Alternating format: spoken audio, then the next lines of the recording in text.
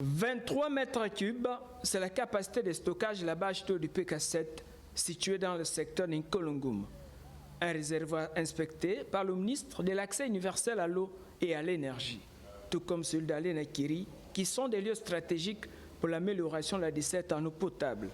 Cette centre terrain empreinte de gestes athlétiques sur ces emplacements symbolise le caractère impératif de fournir à la population le liquide précieux. Il faut qu'on ait trouvé des solutions définitives et je suis là pour ça. On a signé un contrat avec Suez, ils vont venir faire le diagnostic. On fonce, on y va.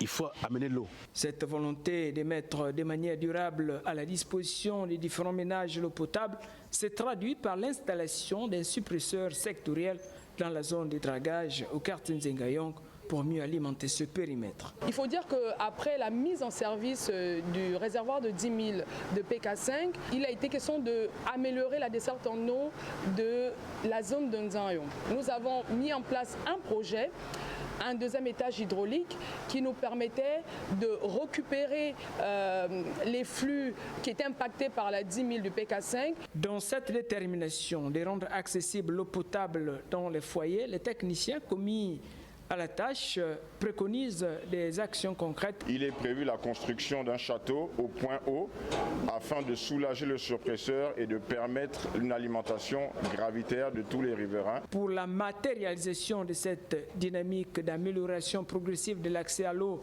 potable, le gouvernement et les sociétés en charge de la gestion de ce volet s'appuient sur l'expertise locale, à l'exemple du contrat de confiance accordé à l'entreprise Giebi dirigée par un expert gabonais, Ulrich Nyengele, pour l'installation du suppresseur sectoriel dans la zone de dragage au quartier Nzengayong.